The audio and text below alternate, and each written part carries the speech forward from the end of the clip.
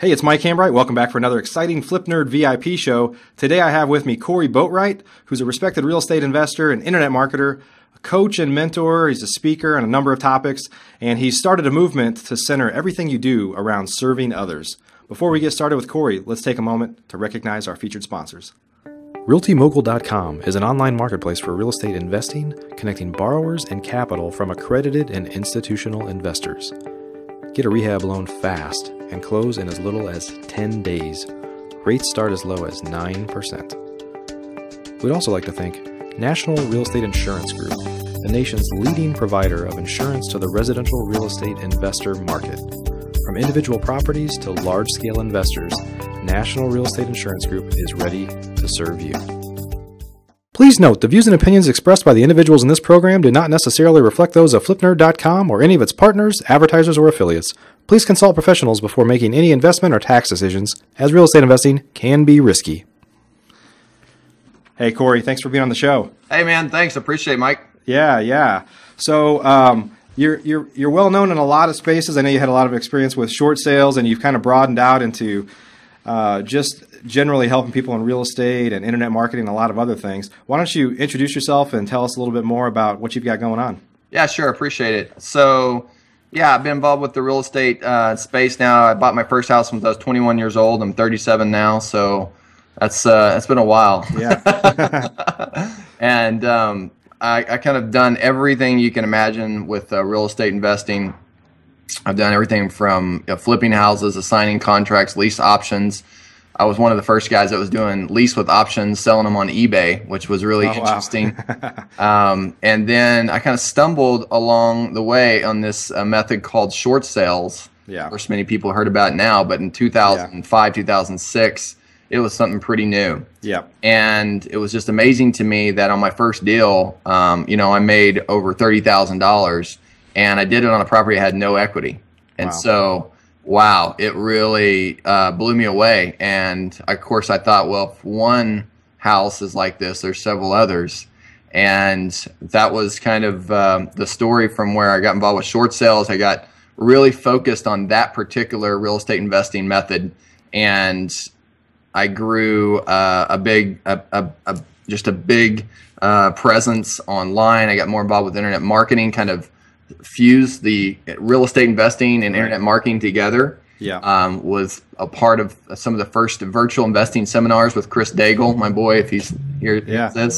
Back in the day, some of the kind of old school guys that were doing some of the internet marketing with real estate investing. We all kind of came together. Yeah. And it's funny, along the way, you build some great relationships with people that you end up doing business with. And so I created a course that we sold over 1,500 courses at between $1,000 and $1,500. So that was pretty exciting to be able to do that, and profitable. And it was one of the most exciting parts of it, was that you were able to teach a huge amount of people in a short amount of time. Right. And the results that people were having were phenomenal. And so for me, that was the biggest rush, was the guy that, was needing to make a little extra money, and all of a sudden he did a short sale from a house that had no equity. Right. And he made $10,000, $15,000, $20,000, and now he's able to pay off things. He was, writing cool testimonials. Yeah. And that, I know you probably know what I'm talking about. It's just that fuel has been super exciting to be able to help and serve others. So yeah. Along the way, the kind of the signature that I had on an email was "Remember, be a servant," and I've always just kind of had that on all my emails. It's just been something that's kind of resonated with me from a long time ago. But it's just something I've kept in my emails. Yeah. And later on in life, which we can go into a little bit if you want to. Later in life, I had a really big challenge happen, and it was revealed to me that "Remember, be a servant" wasn't just a cool signature on an email. Yeah. It was a movement. It was something that I believe that God wanted to use in my life as a vision to really serve others with it, and really push that concept out there to the world, that this idea that you're kind of meistic and myopic, and it's just an old way of thinking, industrial way of thinking. It's more you're connected now, and you need to start thinking about synergy to get where you want to go in life. Yeah, it's interesting because in real estate investors, there's a lot of cowboys out there. I mean, a lot of people that are just one-offs, and it's a very isolated business, generally speaking. I mean, I think the internet and a lot of expos and a lot of things have kind of worked to change that. Sure. But it's still, people are very siloed. They tend to be very afraid that somebody else is gonna play in their sandbox or whatever it might be. But I think, guys like you and even me, there's a lot of folks that are out there that have realized that I don't necessarily want to work this hard forever, and it's a lonely business, and I need to find a way to help other people and help them learn. And maybe I don't know exactly how that's going to come back around to me, but karma is alive and well, and what goes around comes around. And I think life is kind of too short to be selfish to not share what you've got with other people. It's amazing. Some of the mentors along the way that I have, one of them was Michael Gerber, and from the E-Myth. If you read that book, it's a fantastic book. Yeah. And along the way, I just so happened to get on a phone call with him from a friend, and he actually was talking to me about doing a book together. And so just this concept of, working together and really putting yourself out there to how you can create better bridges together to be able to help people get what they want out of life. Zig Ziglar said, if you help people get what they want, eventually you'll get what you want. Well, even another level from that is don't even think about necessarily what you want, because that's kind of chasing something at some degree. Right. What you want in life is to be able to connect people together to what they really want out of life. And from that, the doors just kind of naturally open. Right. And you don't have this kind of intent of what am I going to get back out of it, even though that there hasn't been a time where I haven't done something, for someone and something that's came back and it's been even bigger than what I could imagine, So the counterintuitive way of thinking, but I tell you that, whenever you start thinking about it that way and how you can help other people, man, life just opens up. There's so many, doors of opportunity open. Absolutely. Absolutely.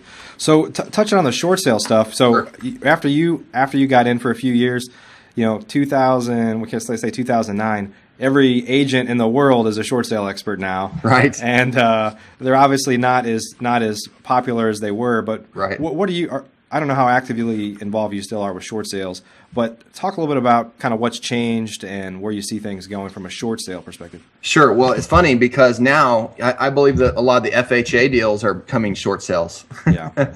And, the guys that were able to, they didn't have to put down any money, and you could just get into qualified for some of these FHA deals. Right. I think that those are the next wave of short sales that are coming. Yeah. And I also think that some of the commercial properties are coming up on being able to do some short sales on as well, which mostly you're just going to be able to buy the note typically on a commercial deal. I think I've done 2 commercial type short sale transactions in my whole life, and so most of them have been residential. Yeah. But I still buy and sell properties, not nearly as many as I used to, and quite frankly, it's just because my view on investing when I first started, and I was just so eager to get going and so excited about flipping my first house. Yeah. I just don't have that same view as I do now. What I look at now is I'm working with different parts, and so I might work with a group of students from the mentoring program, and they want to flip a house, and so I might connect them to a couple other people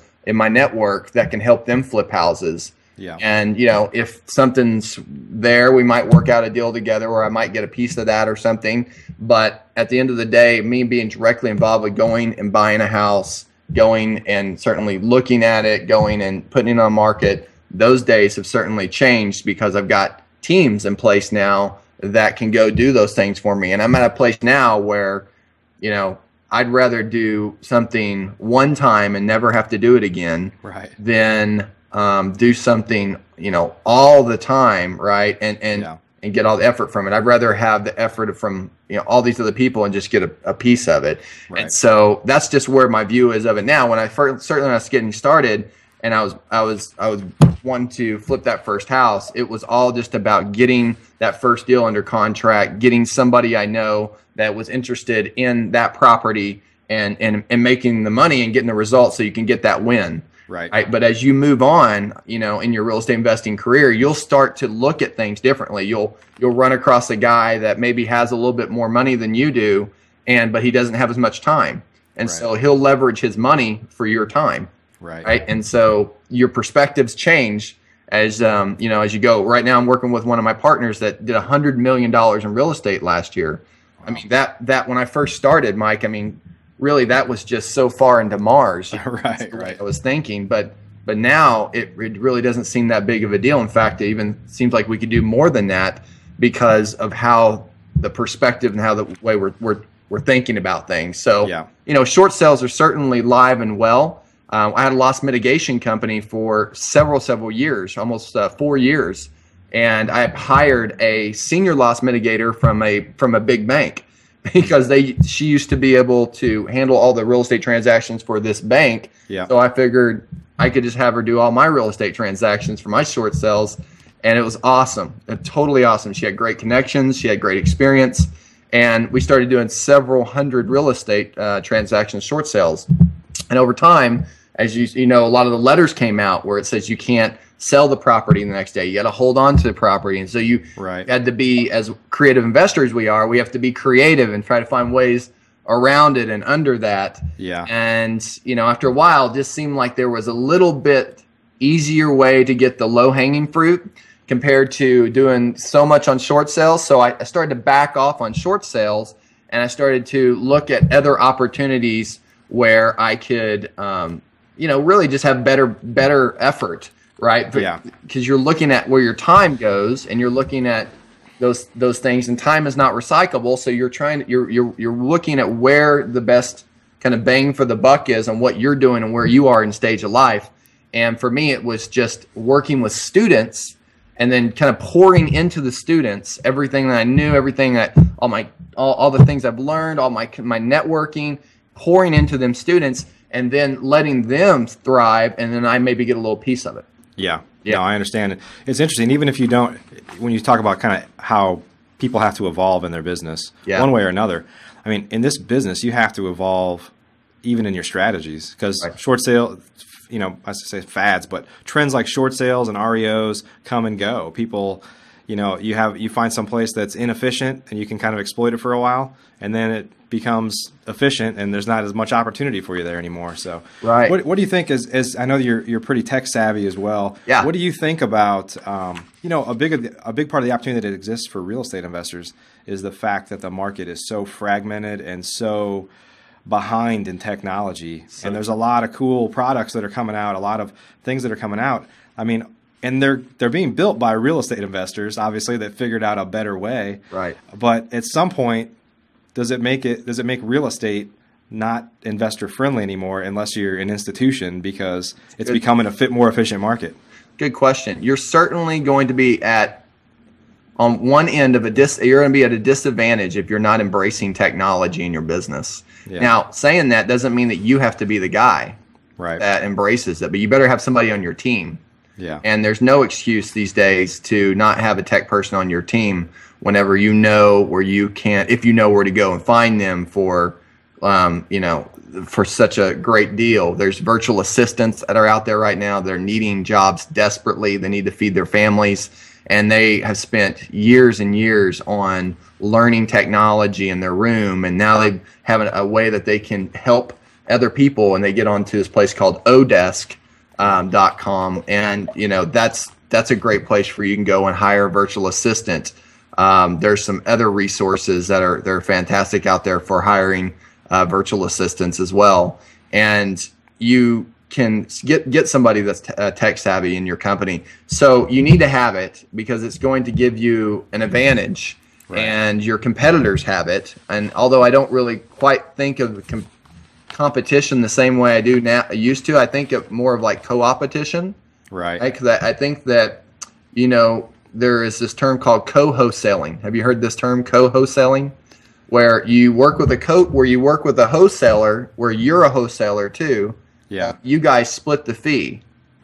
Right? And so, there's this idea that if he's your competition, then you just got to be out to beat each other. Well, he can actually be co-opetition with you, and you may not make as much. You may not only make, $3,500 deal instead of 7,000, but now you're able to get deals done, and you're able to, kind of build a bigger base, because he could probably come to you and say, hey, do you have a buyer for one of my properties? Right. So this kind of idea of co-wholesaling is another concept that you need to embrace. But with technology, it really comes down to speed right now and efficiency.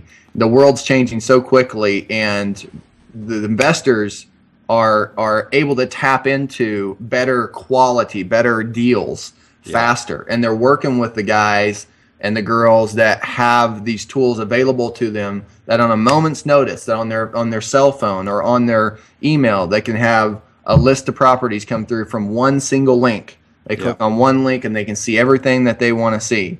And being able to cater to what those buyers, which are really the bread, the lifeblood rather of your business when you're a wholesaler or a flipper. Right. You've got to be able to work with those people the way that they want to work, the way that they want to do business. So I certainly think that you need to embrace technology, and I love it. I probably get into it a little bit too much, but I have one business that I sold before that was really technology centric, Mike, and so I enjoyed it from that standpoint. And so seeing all the new things come out now is just really cool. Yeah, and the basis of kind of being a successful real estate investor at the beginning of everybody's career is you had to hustle and work hard. Right. And I buy houses one at a time. I mean, we've had great success in our business, but we're still buying them one at a time. Yeah. Every time you buy it, you're buying it from a different buyer. I'm selling it to a different seller. I'm dealing with a different agent. I'm dealing with different appraisers. I'm primarily a rehabber, so I'm living through the pains of rehabbing houses as well. Yeah. But those are every one of those is a lesson to think, man, there's got to be a better way to do this. And so it's hard to, if you're comfortable with technology, it's hard over time to not just continue spending time to either build a way or find a tool that works to help make you more efficient. And then once you've done that, it's like, well, maybe I could share this with other people. It's true. There's a book. I'm a huge I read a book a week. I've done it for years. And I teach my students on how to do it too. It's not difficult to do. And you can, there's a book called The Millionaire Fast Lane by MJ DeMarco. And if you haven't read this book, man, I mean, this book is so great on so many different levels. One, it gives you several little formulas that as entrepreneurs, I think a lot of times we like these little bite-sized chunks of things that we can kind of formulate things and compartmentalize things. So it gives you lots of those things for building a business. He actually sold his business for over $30 million, and it was a limousine lead business. So he got leads from people that were wanting to rent limousines and have limousine business online. He found a way to tap into communities that wanted that desired to rent limousines. And then he found limousine providers that also, obviously, that was what they wanted, their customers, right? Right. So this just a fascinating story of what he's done and what he's able to do now. And so I highly recommend the book, not just from the monetary standpoint, even though it kind of, the title is what it is. It still is exciting for some people to hear, but it's by itself the essence of what that book conveys, which is lots of formulas on creating a business that, you really got to be thinking, not this 20-year down the road kind of idea right now. That was the old way of thinking. Things are changing so quickly right now that, in your mind, you're telling yourself, well, if I could just be a millionaire, if I just had $1 million in the bank, well, MJ says, well, the new million is 5 million. Right. After inflation and taxes and everything else and all the stuff that goes into life and changes, that's where we are. And so his ideas are just kind of putting you a little bit forward thinking, and so it gives you this concept of, man, I need to get some things done. I need to get some things accomplished. Right. So I love the book for some of those reasons. Okay. Well, I know you did a presentation recently on what you call the 3 M's of success. You want to share some of that with us? Sure. So, ever since I would love to sit here and tell you that, everything's been great and all this success, but the reality is that I am a byproduct of a lot of failures. And I looked at failures in my life always as just gathering data. It's not something I'm particularly proud of, but experience in my life, Mike, is I dropped out of high school when I was 16 years old.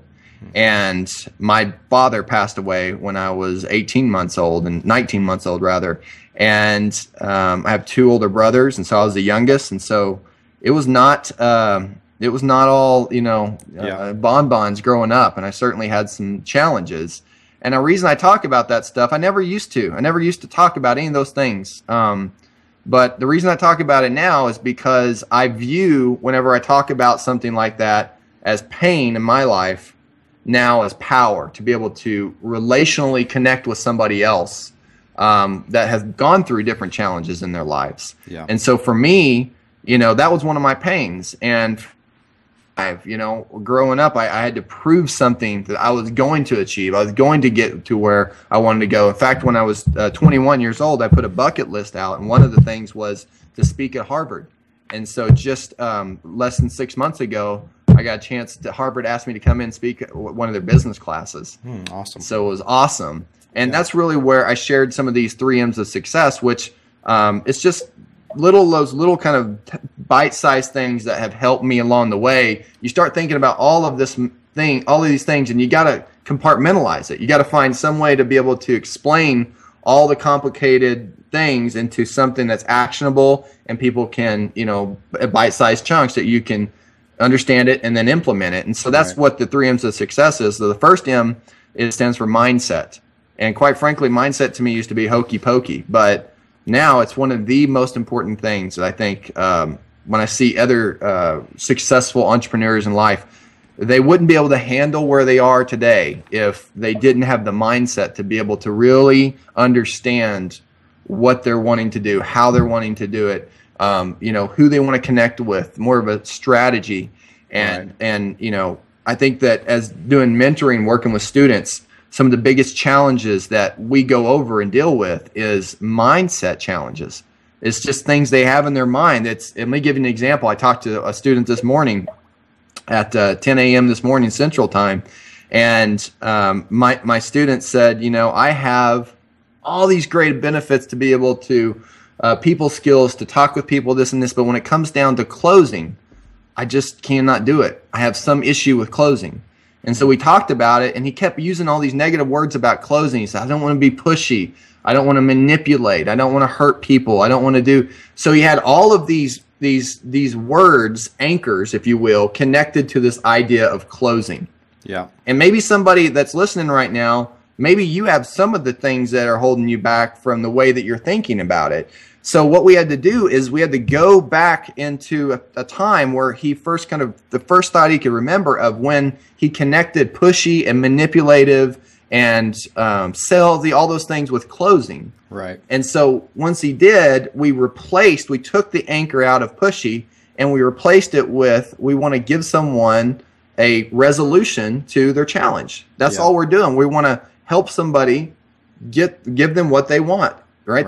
That's really what closing is. You're telling me you have some type of challenge or pain. I want to be, you have a headache. I want to be Tylenol. Right. And so once we start thinking about it that way, wow, the way that he thinks about closing now is fundamentally different because he's replaced the anchor and he remembered back, I'm giving you the big chunks here, but he remembered back to where, that time where you use pushy and manipulative. And so you've got to replace those things. So when you're working with the seller, for example, this might be applicable for you for dealing with investing with houses. When you're working with a seller, you might have some words in you that are associating yourself with negotiations. You don't know how to ask for the person. You don't want to ask for a discount on their property, especially if there's a little old lady that you're sitting there with her on her couch and she's giving you an offer and you really need to buy the property a little bit under what she's offering, but you don't want to feel bad. You don't want to do those things.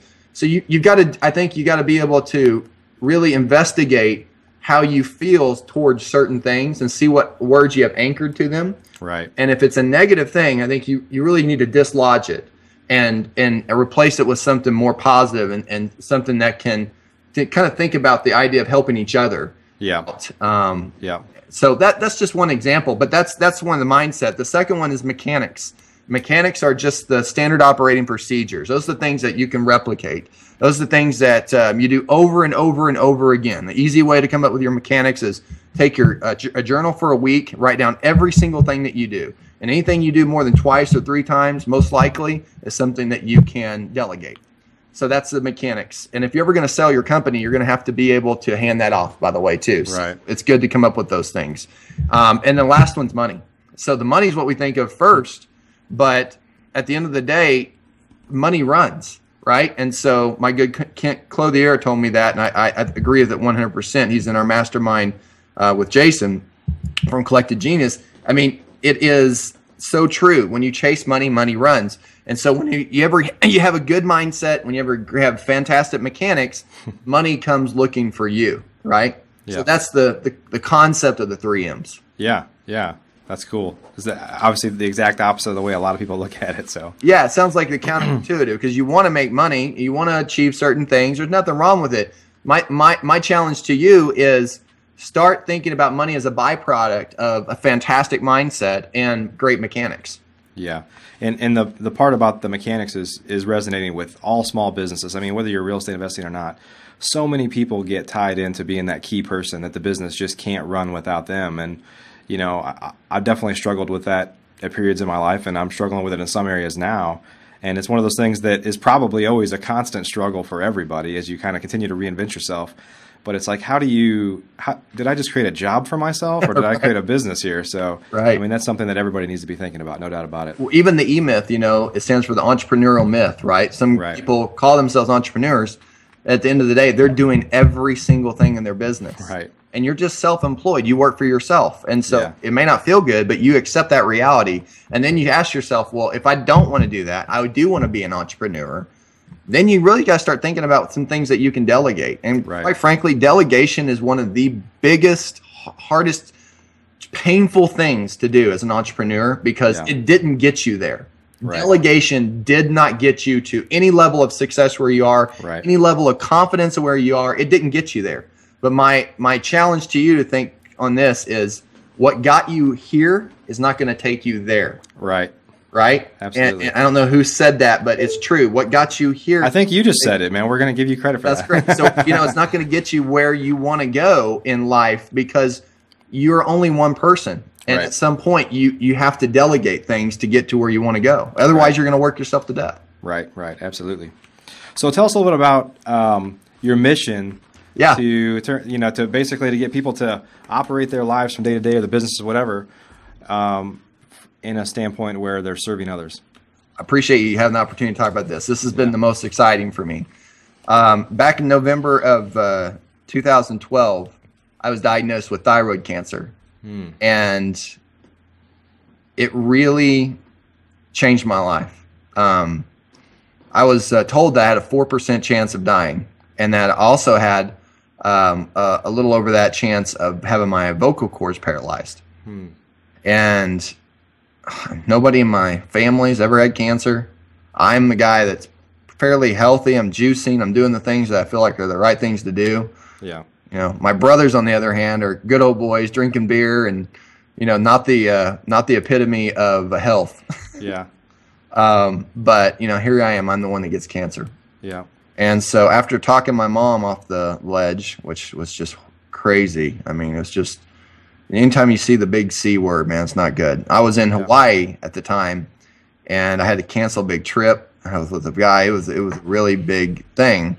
And thank God I had the operation, had a total thyroidectomy, Mike, and they removed both my thyroids. Wow. You can see this? I got a little scar right here. Oh, wow. It's a great little conversation piece of saying you got cut up in a bar in a fight or something. Yeah.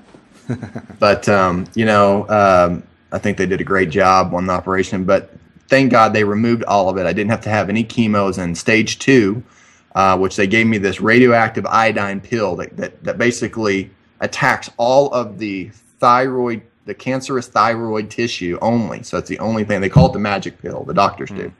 So no chemo, thank God. But along that way, when I was sitting there thinking about this idea of my mortality being challenged, like I could die, I really felt like there was something impregnated in me, and I believe it was from God, on what do I really want to do in this life? What if I was to die?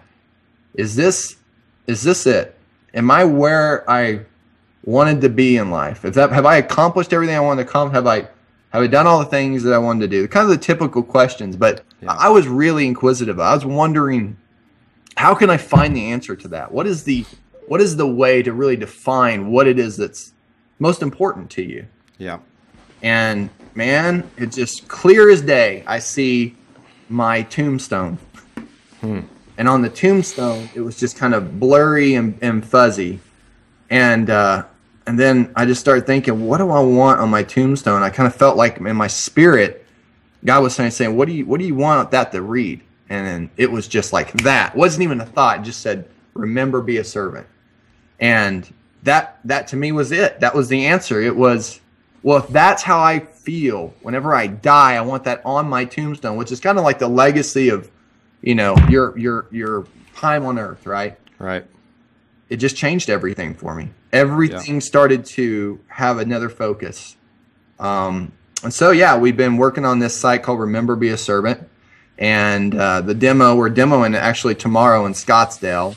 And it's right now we have some cool little products, these little bracelets that say "Remember, be a servant" on them. Yeah. And they're sold in pairs where you give with one to share, one to wear. And basically, it's a reminder to just be cool and just remember to serve others, and that you need to get out of this meistic, myopic world. It's not about just you. There's so many other parts that come together to make things work. And you're surrounded by servants. I mean, I got my water bottle right here. I didn't have to do anything to get I had to go to the store to buy the water bottle. Right? But someone had to make the packaging, make sure the water's okay, the alcohol level's okay, make sure this packaging looked friendly enough, make sure this lid was tight enough. You're surrounded by servants. And so you think that you're not. And so just, this is a reminder of, so one of the ways that we're helping spread the movement is simply putting a hashtag RBAS, just a hashtag, the number sign RBAS. And anytime you do something cool, anytime that, you do something good and help people, just putting that behind it. And that's the goal, is to really blow that up. And we have some products and things behind it. And we're giving away 10% of the money that comes in from the product sales and from things to charity water. There is a company, an organization that's dear to my heart. There's over 1 billion people in the world that don't have clean water, and most kids and families that die from malnutrition is from lack of this water that's diseased. So anyway, that's been a big part of the motivation of my heart's motivation, the movement. For Be a Servant. Yeah, that's awesome. Yeah. And happy to hear of your recovery. That's fantastic. Yeah. Me too. Yeah. Good for you. Yeah. Could you talk a little about, we have a lot of folks that are on the show that watch the show that are, not necessarily, we kind of cater more to real estate investors, obviously. Sure. But even you do so much more than real estate investing. I do. There's a lot of folks that we talk to on the show that I think most people that watch our show are entrepreneurial at heart, or they're, all-in entrepreneurs, one way or the other. I agree with you. But talk a little bit about the movement of serving people, kind of applied to the life of a real estate investor. Let's say some application. Sure. So one of the things that I would, the co-wholesaling idea, right, and the co-opetition concept. You have a lot of people around you that if you started thinking that you guys are on the same team instead of against each other, then you can actually accomplish a lot more, right? Yeah. The idea of synergy is the parts together, are greater than just one individual part, right? So you start thinking about this molecular, you see how a molecule is kind of molecular way that you're connected, and through that there is not only the mindset change of, wow, this person's not my competition. We can actually work together. There's ways we can do more business together. Yeah. As a real estate investor, you're going to be able to flip more deals. You're going to be able to have a bigger buyers list, because when you're working with someone, you guys start working together. You're going to say, hey man, you got any buyers for this guy? You're going to have buyers. They're going to have buyers. So you guys are probably going to start sharing buyers together. Right. You're going to start, maybe start hanging out a little bit more together to just kind of really stay in touch with what's going on. Yeah. You might even find yourself starting a business together. You might even find yourself, working with the same people, and one person handles this side of the investing, the other person handles commercial, one person does short sales, the other person does flips and lease options. You start thinking that way, and I think the world becomes your oyster, right? Yeah. Compared to this holding on to every little piece, because that's what's got you there. And I understand that is absolutely what got you there. But whenever you think about where you want to go in life, it's not going to take you there if you keep that way of thinking. And one of the big ahas in my life, Mike, has been this idea of control. Would you agree that most entrepreneurs control is what pretty much just runs their life, right? They have to be in control. They don't want to. I mean, that's the whole reason not working for a boss is you want to control your own destiny. You want to control everything you want to do. Absolutely. Well, there's a counterintuitive idea that I want to introduce to you that really changed my life, and it was whenever I let go of control, I got more of it. Let me explain it. Whenever I get into a car, there's two types of individuals that get in a car. My brother, for example, which I love him dearly, but he's a mechanic. And so the way that he thinks is he tinkers with everything. He could take an engine apart and put it back together. And he loves that. He loves it. And there's another guy that could care less about that kind of thing. Right. And, when they get into their car, they don't open the hood and check the oil and check the spark plugs and check everything. They get in, they turn the key, and they look at the dashboard. And the dashboard, I will challenge you for this too. On almost every entrepreneur that I've ever met that's been very successful, and not just monetary, but so many other ways, working with their businesses, great people, connectors, is they look at life, they look at their kind of this concept of business and things that they do as a dashboard mentality. And whenever you look at things that way, you have your key performance indicators, your KPIs. Yeah. And the all the little tiny things along the way, they get done, but it doesn't necessarily have to be you that does them. You can delegate those things. You start to really focus on the dashboard.